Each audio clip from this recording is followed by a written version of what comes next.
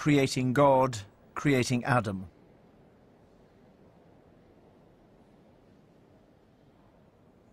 He chooses the moment just before Adam receives the spark. Their fingers have not quite touched.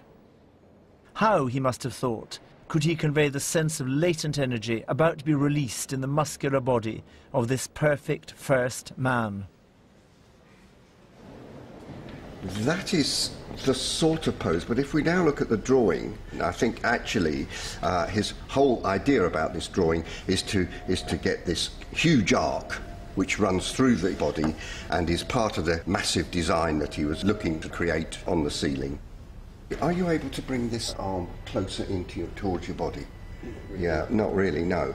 You can see it's virtually impossible. An invention to a large extent. How are you feeling? Rough. This figure is at this moment lifeless because God is supposed to be giving the figure life. And now we've got this vast chest, and running right through it is this huge curve that is important to this, and the huge expanse. When we come to actually start to look at a Michelangelo painting or drawing, we suddenly realise that he's got inside the form, straight into the middle of the form, and the contours find their way. Look at this, that's inside the form. And the line is the contour, if you like, comes out of that understanding. Look at that knee and the way it comes back at such a sharp angle there. The way he searches out power and form, and it's just unbelievably exciting.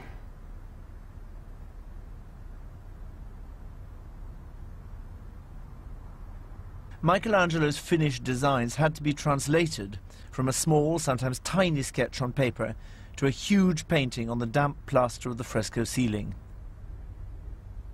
The ceiling is 20 meters off the floor and the size of a football pitch, so the figures had to be really monumental.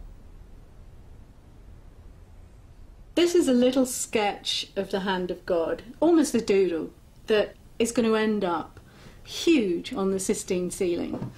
And this piece of paper is actually about the size of the little sketchbook that he did lots of ideas in. Perhaps the next stage would be to do it life-size. Then you put a grid of squares over the drawing, and then if you're going to do it, say, 4 times bigger, you would then do the same number of squares, but they'd be 4 times bigger. And then you could prick it like that. This is a marvellous job for an apprentice because you're actually going over the work of a genius and learning an awful lot at the same time, so it would be great. I mean, I've learned a lot trying to do this, and it must have been terrific. You take a bag of charcoal dust and rub it over the damp plaster. You've got to bear in mind the plaster has got to be just at the right level of dampness. There it is. So you could then fix that with thinned paint, and it looks wonderful.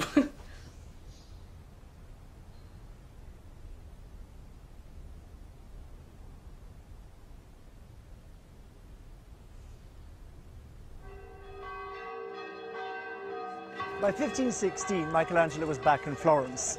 Julius II had died the year after the Sistine Chapel was finished, and the new Pope, Leo X, was a Medici.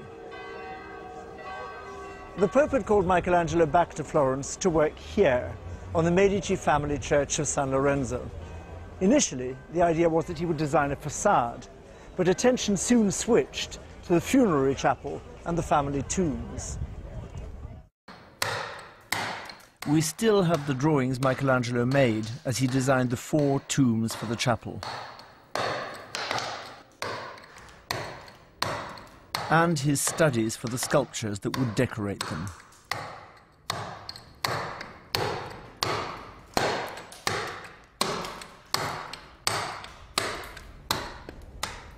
This is the Medici Chapel.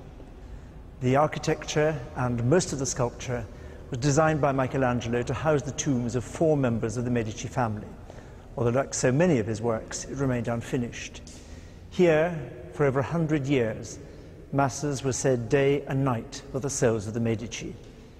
For us, the most interesting figure in the chapel is Day, who, with the figure of Night, reclines on the tomb of Giuliano de' Medici.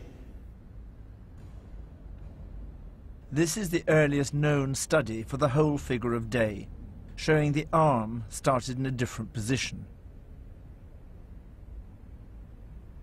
Marks and lines on the side of the drawing suggest Michelangelo was working out the figure's proportions and the size of the block he would need to carve it. It's marvellous, of course, to be able to look at the real thing in detail, but there's something that only television can allow us to do, which is to go from the sculpture to the drawings and back to the sculpture. And from that, I think something very interesting emerges, that Michelangelo is drawing not just a body, but a marble sculpture of a body, and a marble sculpture for a particular place and in a particular light.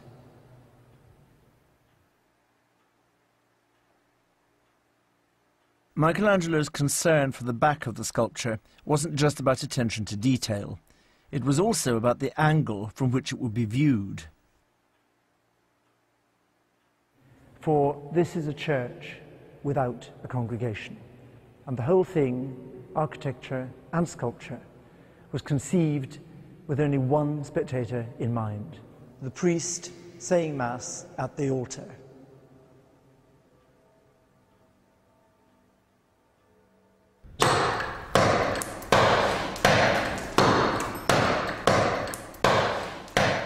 If we take these drawings for the back, there's a wonderful sense of a multiple line that runs around the edge of the form, as if each little bit of musculature is slightly emphasized above its reality, which gives a sense of movement to it and a sense also of the three-dimensionality of the curve. He's talking also about something that's almost out of sight on the other side of the curve.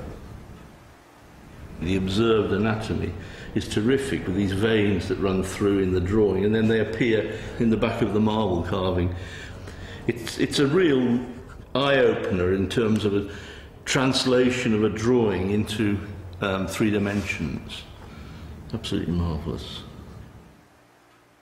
Michelangelo's design for the chapel was never fully realized. In 1527, the Medici were once again expelled from Florence. Michelangelo once again embraced the Republican cause and stopped work on the chapel. The empty niches tell their story, as does the unfinished sculpture.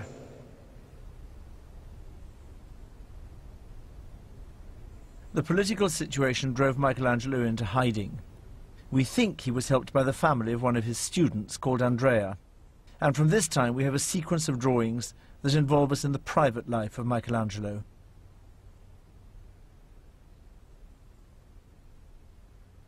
We first meet Andrea on a study page.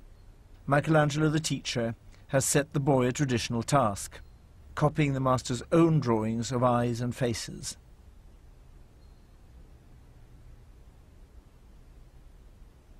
Andrea, abbi pazienza, wrote Michelangelo. The boy was almost certainly Andrea Quaratesi, young son of a patrician Florentine family. And here is Andrea Quaratesi in this beautiful chalk drawing in the British Museum. Portrait drawings like this are extremely rare in Michelangelo's work, and this is the only one where we can be confident of the identity of the sitter. It shows the young man looking slightly nervously over the shoulder of the viewer. This may have been Michelangelo's way of saying thank you to the Quaratesi for giving him shelter. It may be Michelangelo's reflection on the fleetingness of youth, but it's certainly a document of his deep affection for and attachment to beautiful young men. And among the many reasons Michelangelo had for wanting to go back from Florence to Rome in the early 1530s was that he'd fallen deeply in love with the beautiful young Roman aristocrat, Tommaso de' Cavalieri. We know he drew a portrait of Tommaso, presumably rather like this one of Andrea, but we don't know where it is. But what we do have is this wonderful document of his affection for Tommaso and how he expressed that. We know he expressed it through poetry, through sonnets, but here we have a drawing of the fall of Phaeton. It's a scene from Ovid's Metamorphoses.